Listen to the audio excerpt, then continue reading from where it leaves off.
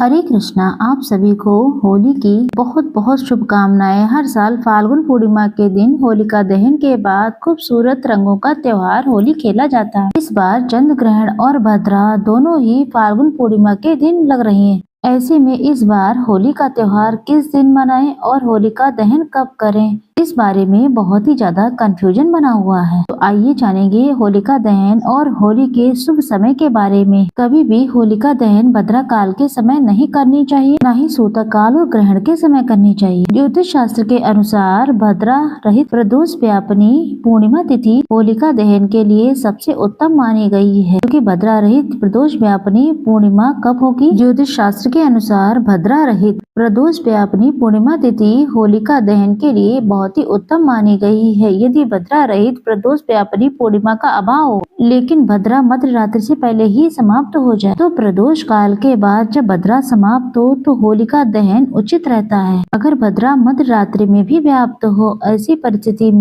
तो भद्रा पुंज के दौरान होलिका दहन किया जा सकता है, लेकिन कभी भी भद्रा मुख में होलिका दहन नहीं करना चाहिए। इस बार पूर्णिमा तिथि 2 मार्च सोमवार को शाम 5:56 से शुरू हो रही है। पूर्णिमा तिथि 3 मार्च मंगलवार शाम 5:07 पर समाप्त होगी। ऐसे में फाल्गुन पूर्णिमा 3 मार्च मंगलवार को ही है। पूर्णिमा का व्रत भी इसी दिन किया जाएगा, स्नान दान भी इसी दिन किया जाएगा। लेकिन इस दिन चंद्र ग्रहण लग रहा है, जो कि हमारे देश पे भी दिखाई देगा और चंद्र ग्रहण का सूतक 9 घंटे पहले ही शुरू हो जाता है, जो कि मंगलवार के दिन सुबह लगभग 9:26 से शुरू होगा और शाम को चंद्र ग्रहण की समाप्ति पर ही जो सूतक काल है वो समाप्त होगा। इस दौरान ना तो होलिका दहन किया जाएगा, न ही पूजा पाठ संबंधी कोई कार्य किया जा सकता है। और भद्रा काल 2 मार्च सोमवार शाम को 5:55 से शुरू होगा और 3 मार्च मंगलवार सुबह 5:28 पर समाप्त होगा।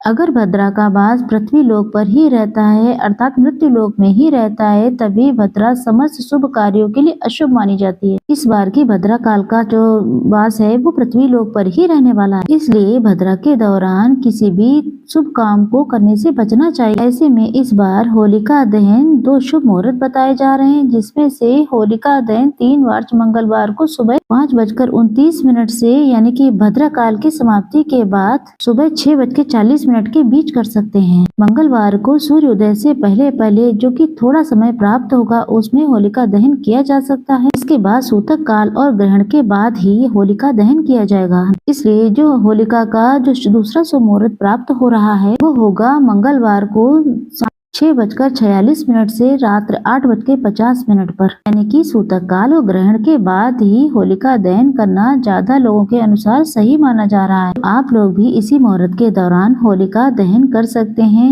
ऐसे में होलिका दहन तो 3 मार्च मंगलवार को होगा।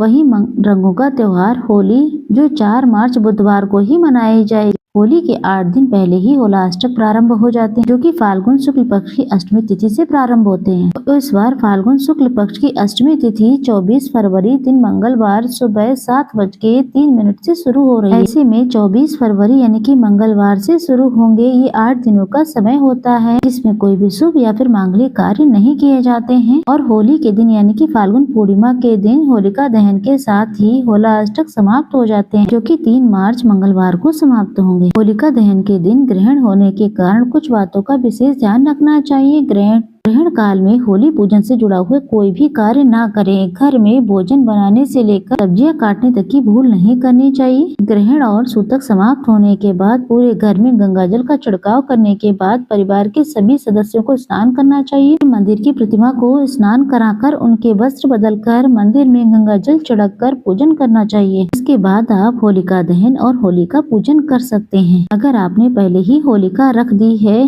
या फिर होलिका दहन के लिए लकड़ियां इकट्ठी कर दी हैं, ग्रहण के समय नकारात्मक प्रभाव होने से तो इसका अशुभ प्रभाव भी हो सकता है, जिसके लिए आप होलिका पूजन से पहले जहाँ पर भी होलिका इकट्ठी करते हैं, जहाँ पर लकड़ियाँ रखी गई हैं, वहाँ पर गंगा जल का छिड़काव अवश्य कर लें और अपने सभी आराध्य देवी देवताओं से प्रार्थना करें कि इस ग्रहण का या भद्रा का हमारा कोई असर हमारे आपके और आपके परिवारजनों पर ना पड़े। ये थी आज की वीडियो। उम्मीद है आपको पसंद आई हो।